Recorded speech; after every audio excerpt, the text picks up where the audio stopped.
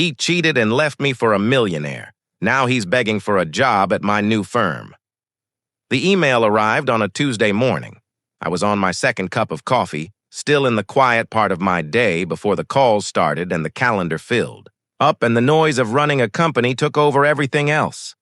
The subject line was professional, neutral, the kind of subject line designed to get opened without revealing too much. Inquiry regarding open position. Marcus Webb.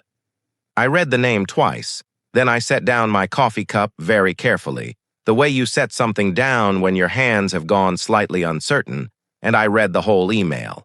It was well written, polished. It referenced my firm by name, mentioned a specific role we had posted, outlined his relevant experience in 3 tight paragraphs. It was exactly the kind of application email I would have told any job seeker to send.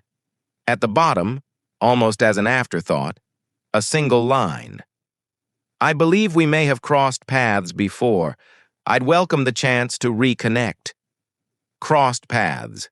That is one way to describe what Marcus Webb and I had been to each other.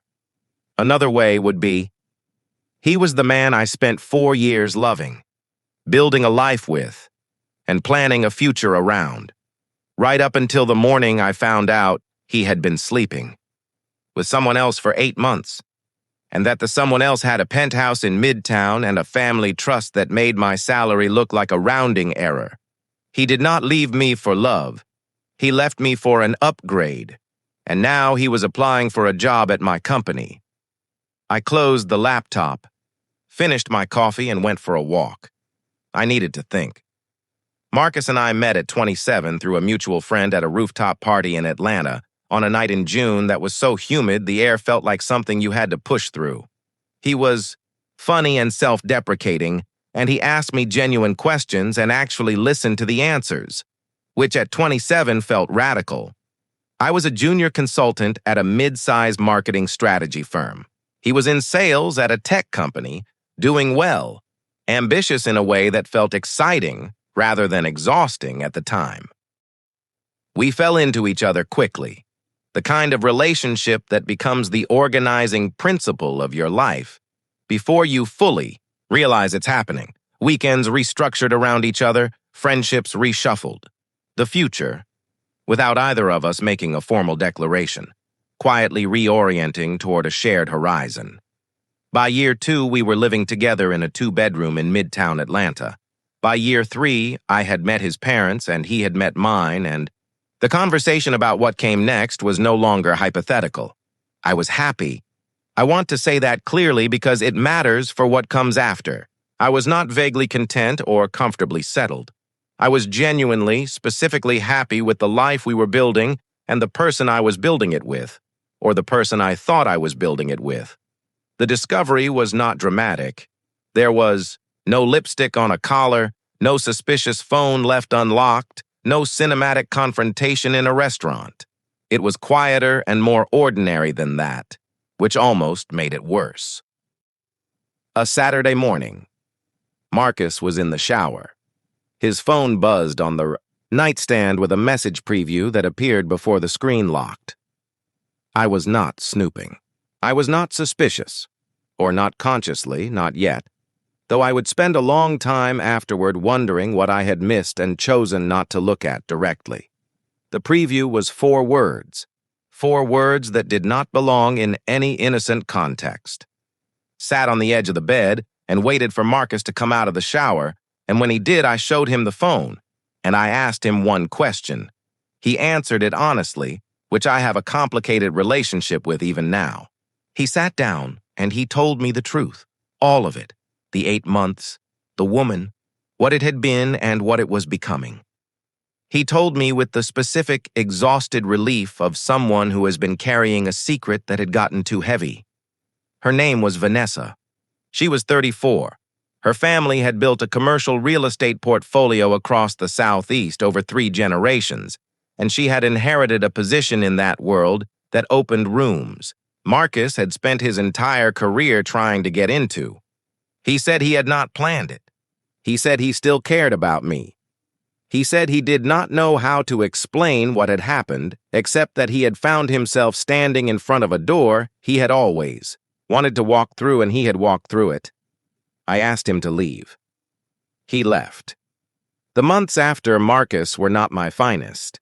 I want to be honest about that because the version of this story where I immediately rose, Phoenix-like, from the ashes of that relationship would be a lie, and I think lies in these moments are a disservice to anyone who has actually been through something similar.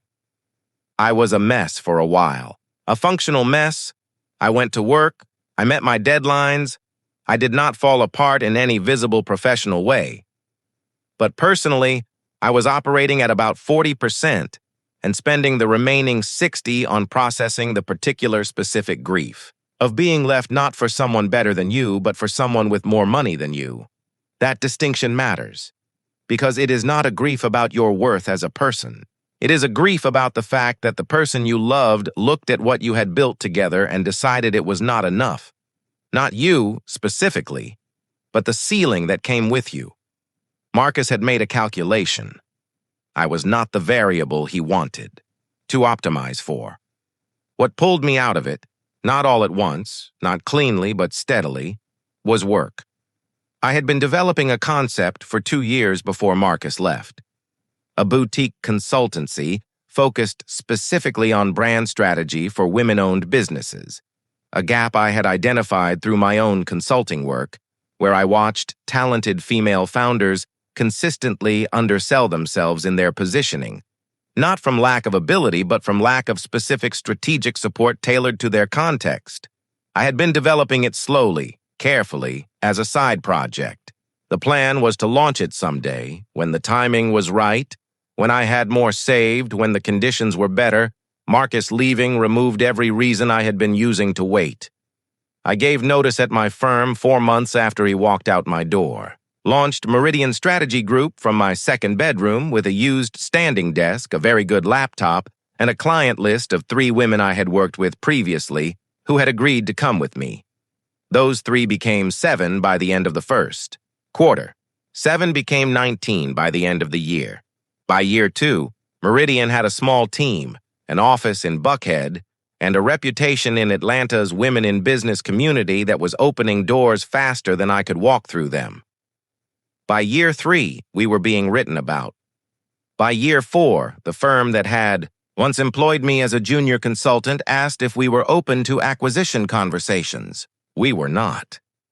But the fact of being asked told me something important about how far the ground had shifted.